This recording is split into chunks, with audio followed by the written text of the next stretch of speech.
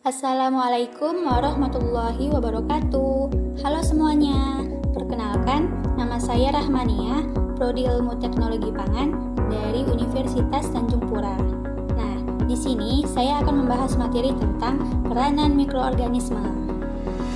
Peran organisme ada dua, yaitu peran positif yang menguntungkan dan peran negatif yang merugikan.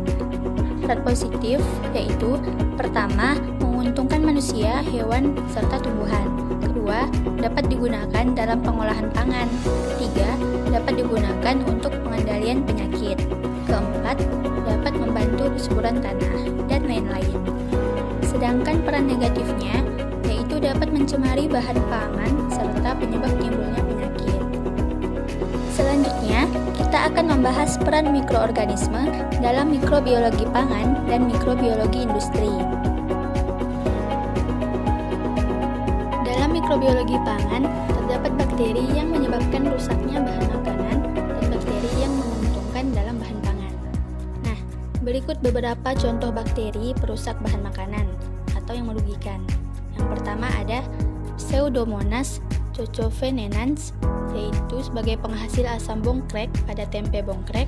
Yang kedua, Clostridium botulinum sebagai penghasil toksin pada makanan dan minuman kaleng.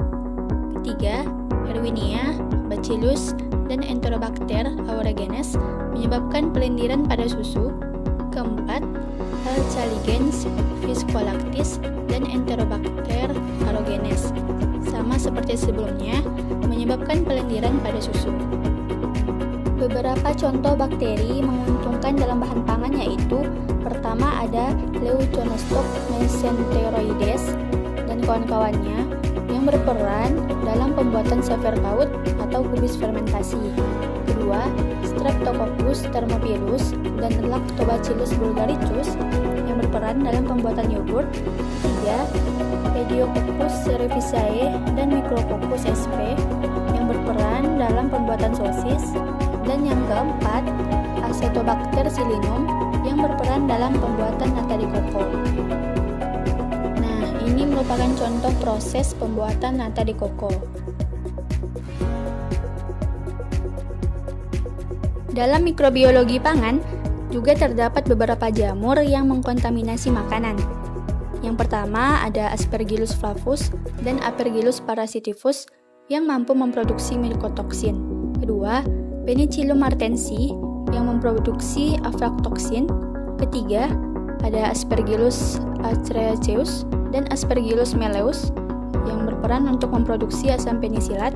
Keempat, ada mucor. Nah, mucor ini sering menyebabkan kerusakan makanan, misalnya terjadinya pembusukan pada roti. Beberapa jamur yang menguntungkan makanan, yang pertama ada Rhizopus oligosporus dan Rhizopus oryzae yang berfungsi dalam pembuatan tempe. Kedua, ada Neurospora cytophila, Rhizopus oligosporus yang berguna dalam pembuatan oncom. Ketiga, Aspergillus oryzae berguna dalam pembuatan kecap. Dan keempat, Mucor roxy dan Mucor racemosus yang sering digunakan dalam proses amilo, yaitu proses sakarifikasi fatty.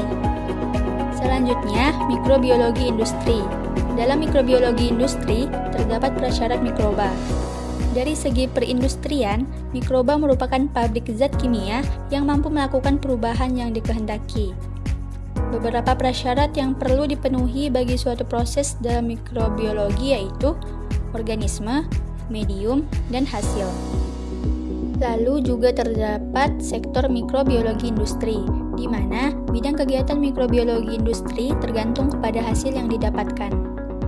Misalnya sektor farmasi, sektor energi, sektor makanan, sektor pertanian, dan lain sebagainya. Dari sektor kegiatan akan diketahui volume dan nilai industri yang dihasilkan, karena itu menyangkut masalah dalam kegiatan bisnis yang mendatangkan pendapatan tinggi. Dalam mikrobiologi industri juga terdapat banyak sekali bakteri yang sangat berperan dalam industri.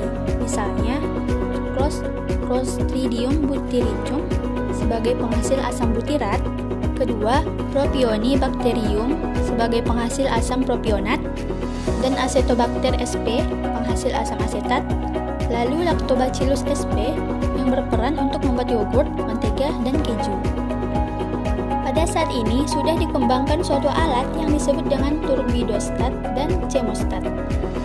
Turbidostat merupakan alat yang digunakan untuk membiarkan inokulan atau mikroorganisme yang akan digunakan untuk berbagai keperluan. Sedangkan chemostat merupakan alat yang memungkinkan kita untuk mengembangbiakan mikroorganisme dengan sebaik-baiknya. Dalam mikrobiologi industri juga terdapat beberapa jamur yang sangat berperan dalam bidang, antara lain yaitu yang pertama ada Aspergillus niger sebagai penghasil asam glukonat dan amilase. Yang kedua ada Aspergillus venti sebagai penghasil pektinase. Dan yang ketiga ada Aspergillus terreus sebagai penghasil asam itakoat. Baiklah, sampai di sini pembahasan dari saya. Saya ucapkan terima kasih. Assalamualaikum warahmatullahi wabarakatuh.